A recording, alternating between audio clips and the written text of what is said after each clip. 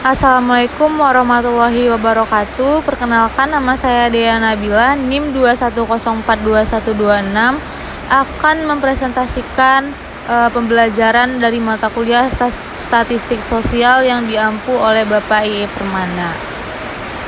Materi pertama yaitu pengukuran tendensi sentral atau measures of central detensi. Ukuran detensi sentral adalah angka-angka yang mewakili pusat atau tengah distribusi data. Ukuran tendensi sentral ini terdapat 3 jenis, yaitu yang pertama ada mean atau rata-rata, yang kedua ada median, yang ketiga ada mode atau modus. Pertama kita akan membahas mean atau rata-rata. Rata-rata adalah jumlah total skor. Dalam mean kita sering menemukan simbol seperti populasi. Simbol ini dapat digunakan untuk merujuk pada parameter populasi. Rumusnya dapat dilihat pada PPT berikut ini. Yang kedua ada sampel.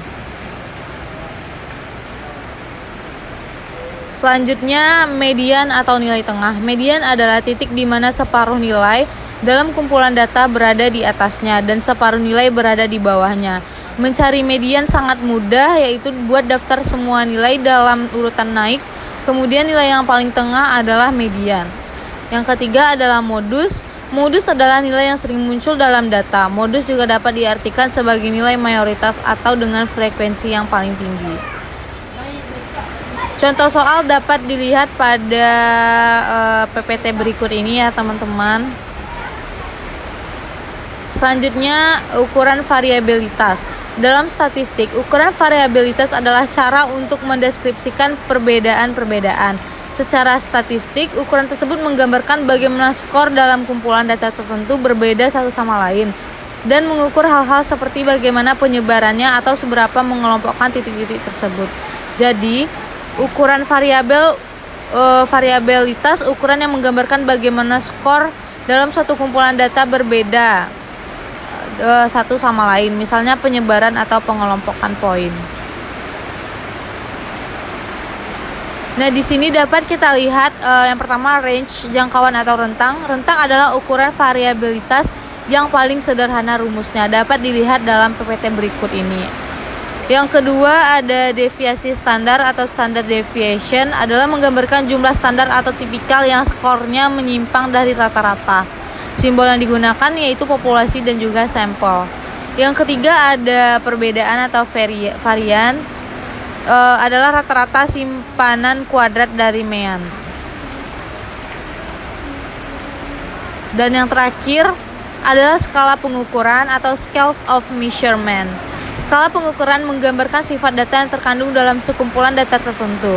Terdapat 4 skala pengukuran, yaitu yang pertama data berskala nominal, datanya non-numerik. Data ini bersifat kualitatif. Contoh data ini seperti jenis kelamin, misalnya seperti pria atau wanita, dan contohnya orientasi politik, misalnya Partai Republik atau Partai Demokrat. Yang kedua, data berskala ordinal.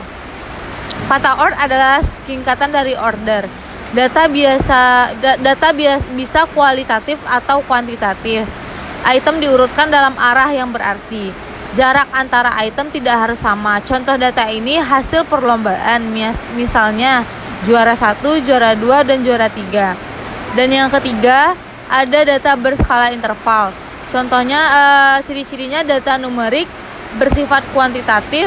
Hubungan antara titik tidak bermakna dapat memiliki nilai di bawah 0. Contoh data ini waktu dalam sehari.